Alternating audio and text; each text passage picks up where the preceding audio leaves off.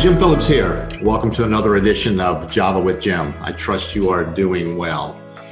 Today I want to talk about one of the components of a program I created quite some time ago. And the program is called the 7 Key Strategies for Life Mastery.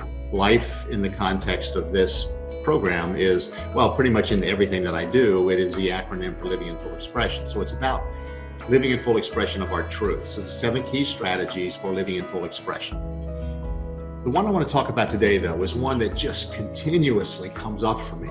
And I think it is a extremely important strategy. It's one that we have to be consciously aware of, in my opinion, and that when we are, we're going to make better decisions. I think we're going to have better results.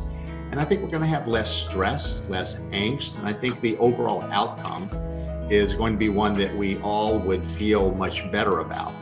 Specifically feel better about it individually, but I think collectively as well. So what is the strategy?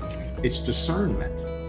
And discernment, as I think most of us think about it, is the ability for us to take information.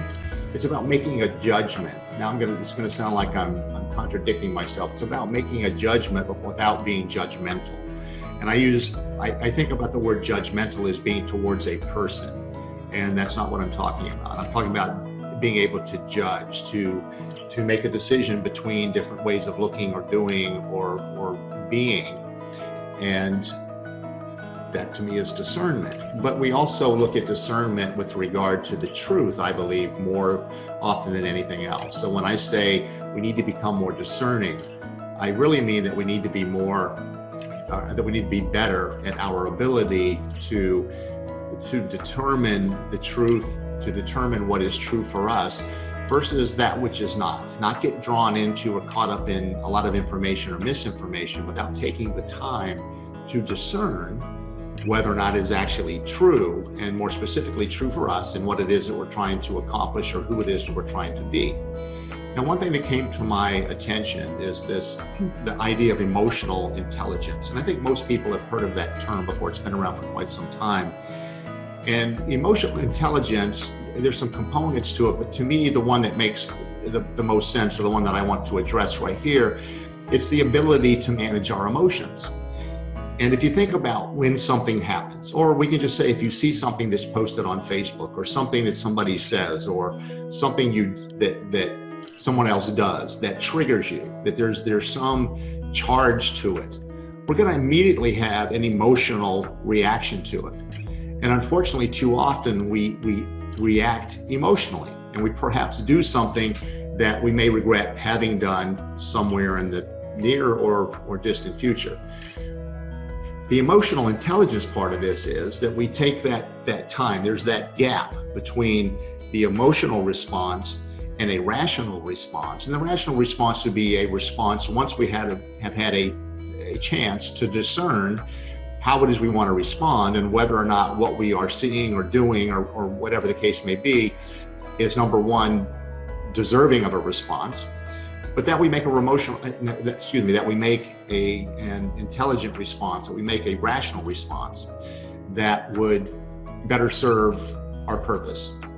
And I think when we look at it from the perspective of the truth, it's that gap in between the emotional response, whatever it was that triggered us, really discerning whether or not something is true before we either embrace the information, before we share the information, before we get ourselves all engaged or drawn into it.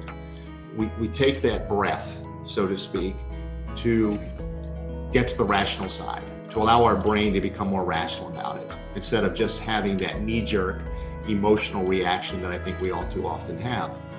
What I'm seeing time and time again right now, and I know I've talked about this, and I'm sure everybody gets tired of hearing it, but it's something that just continues to happen, and I don't get it. And that is that people are reacting to or responding to information because they are emotionally charged by it. Whether or not it's true, it doesn't really matter, but they're emotionally charged by it because of whatever the headline might be, because of whomever might have said it, because of whatever their beliefs might be about the particular topic. And this particular way of this information being presented to them was an emotional charge for them and caused them to react, either forward the information, repost the information, retweet the information, share the information to people they know, and to get all emotionally charged about it, without really looking at it in detail to find out if what is being shared with them, if what they are receiving is in fact true. And this is where all the disinformation gets shared, with people just having this emotional response instead of having emotional intelligence and getting to that rational response, allowing the discernment that I think is that area in between the emotional response and the rational response. Becoming discerning, really looking at with as much attention and getting into as much detail as possible to determine if in fact what you are responding to is the truth before you pass it on. Now, how does this apply to us in everyday life, or what does it mean long term? Well, I think most of you who have followed these Java with Jim episodes or have read anything that I have written before, you know that I believe that our purpose for being here is the progressive realization of the truth. So to get to the truth, we have to be discerning with all the information that's presented to us. And if all we're going to do is react, and we have that emotional reaction to it, and we're not going to allow ourselves to have that moment of discernment and then having a rational response to it, we're going to always be acting knee-jerk, and we're not going to be paying attention to what the ultimate outcome could be, which could be damaging to the individual that's living their life that way by just the emotional reaction, and could be damaging to society as a whole if enough people engage in it. And I'm not speaking on this because of any political affiliation or anything like that. It really is about concern with what I'm seeing. And I know that the number of people that I see is probably a very small percentage of what the majority of people would believe and understand. But yet, I think we all do get charged by certain things that we see. I've got to tell you, I do. And there have been any number of times when I see something posted on Facebook that just set me off, and I'll write a response to it.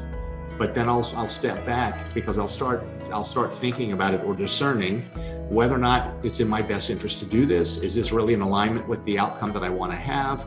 Is there any truth behind this? And if there's not any truth behind it, is my responding or reacting to it the way that I'm reacting to it just adding fuel to it, to give it an even higher charge? And that's not necessary. If something is not true or something has no meaning to me, why should I put it out there? Why should I be part of the disinformation core that's out there that continues to spread this information? And of course, by my responding to it, other people might respond to what I have to say, which just further adds fuel to this charge. So my whole point with this is just be discerning. Pay attention to how you are reacting to any event, any situation, anything that you might read, anything that somebody might share with you.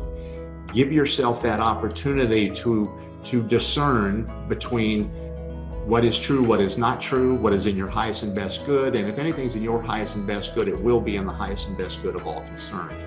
So allow yourself that opportunity to discern. Don't just have the emotional response. Wait until you discern and then have a rational response, when you can really think through things and search out more details, search for more of the truth, whatever that is for you. I appreciate you not paying attention, but I appreciate you giving me the opportunity to share some of the information that I come by. It's not about me telling you what is true and what is not true. It's just about me sharing some information so that you can become more discerning, so that you can determine what it is that's in your highest and best good, and then live your life according to your truth as you see it and as you understand it. Thanks so much for your time. I appreciate you watching these videos. If you find it of interest to you and others might have interest in it, please share it with them. If you have any questions or want to make comments, you can send me an email directly at jim@livinginfullexpression.com, or you can always visit my website at livinginfullexpression.com. Again, thank you. I appreciate you. I look forward to next time. Until then, take care and be well. See ya.